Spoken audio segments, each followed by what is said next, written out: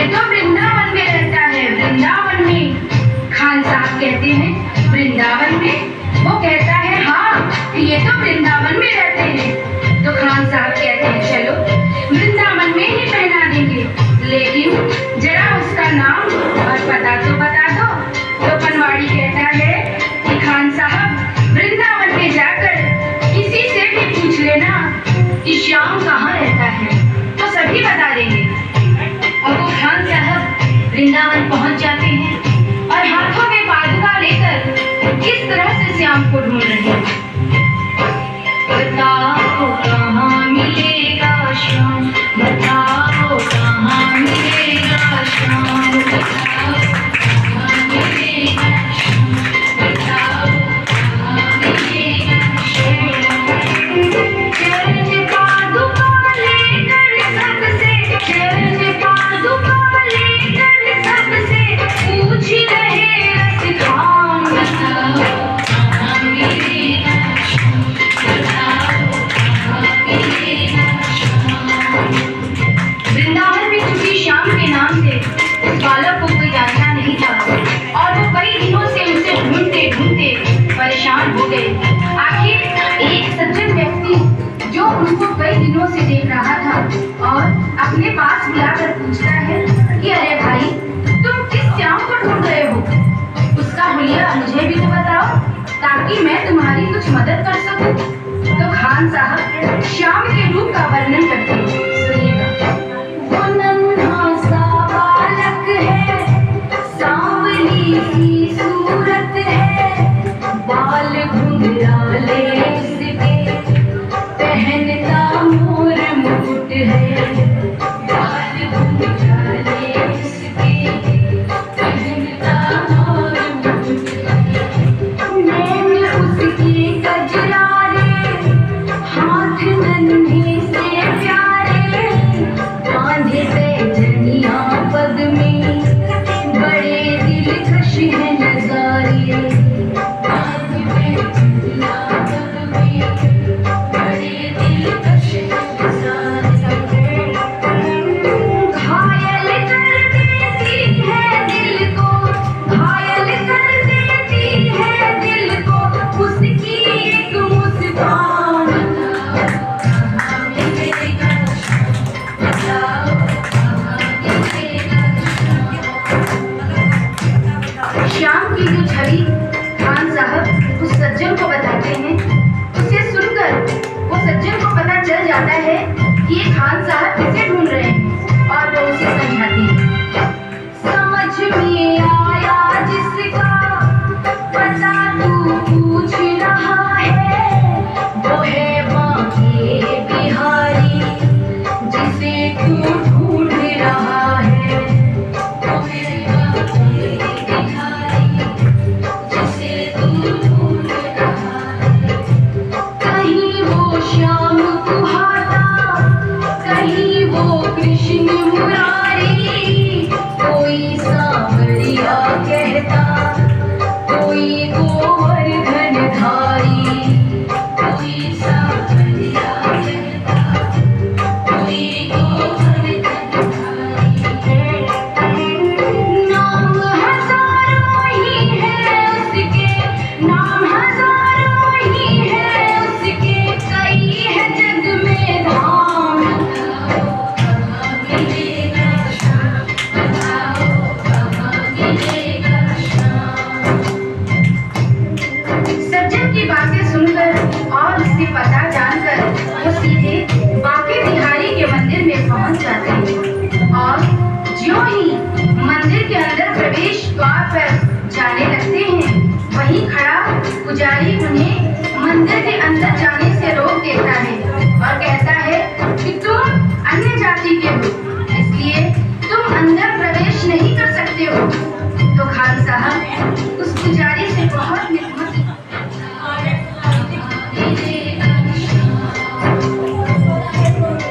सज्जन की बातें सुनकर और उससे पता जानकर वो सीधे बांके बिहारी के मंदिर में पहुंच जाते हैं और ज्यों ही मंदिर के अंदर प्रवेश द्वार पर जाने लगते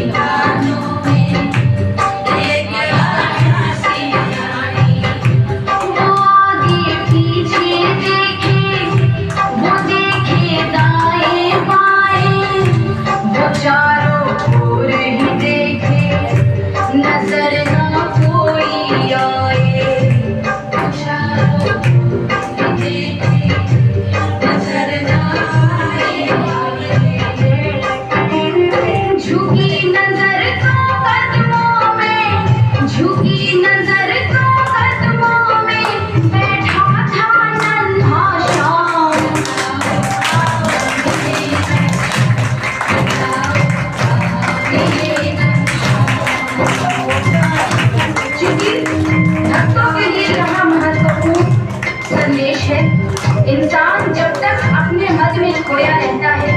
जब तक इधर उधर देखता रहता है, भगवान उसे नजर नहीं आते हैं। जब तक उसका शीश नहीं झुकता है, उस पर भगवान की कृपा नहीं होती है।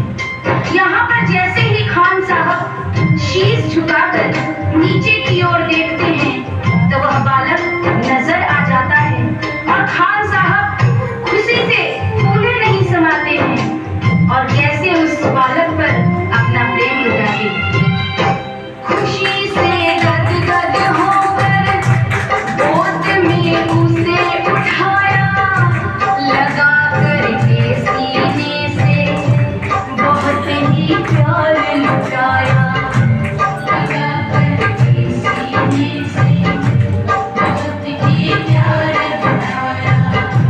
पादुका पहनाने को पाँव जैसे ही उठाया, नजारा ऐसा देखा कलेजा मुँह को आया, नजारा ऐसा देखा कलेजा मुँह को आया। कांटे चुभ चुभ करके घायल, कांटे चुभ चुभ करके घायल हुए थे नन्हे पाँव। बताओ कहाँ मिलेगा शाम, बताओ कहाँ मिलेगा शाम।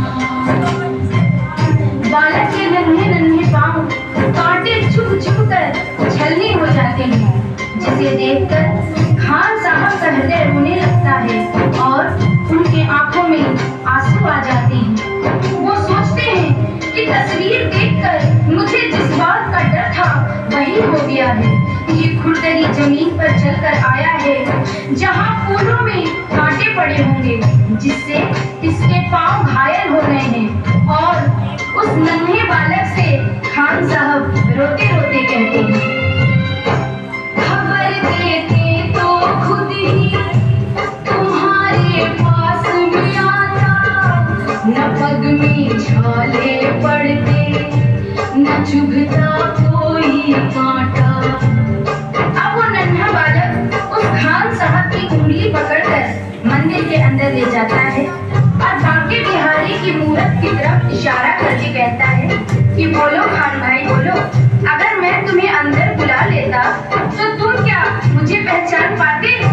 क्या तुमने यही मूरत अपने दिल में मेरे लिए बसाई थी? क्या तुम मुझे पहचान पाते? नहीं पहचान पाते ना, इसलिए छवि जैसी तू मेरी बसा के दिल में लाया, उसी ही रूप में तुझसे यहाँ मैं मिलने आया, उसी ही रूप में तुझसे यहाँ मैं मिलने आया। गोकुल से मैं पैदल आया, गोकुल से मैं पैदल आया, तेरे लिए ब्रिजधाम।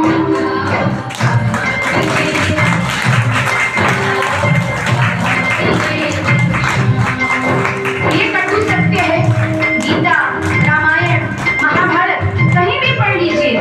भगवान को हम जिस रूप में देखते हैं, उसी रूप में वो हमें दर्शन देते हैं। जैसे कि द्रौपदी ने कृष्ण से कहा कि तुमने मेरा चीर बढ़ाने में इतनी देरी क्यों की, तो कृष्ण ने कहा कि दोष मेरा नहीं है द्रौपदी, दोष तुम्हारा है।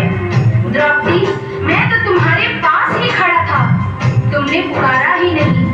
तुमने तो द्वारिकाधीश मेरी लाज बचाओ कहकर पुकारा, इसलिए मुझे द्वारका जाना पड़ा और तुम्हारे पास आने में मुझे वक्त लग गया।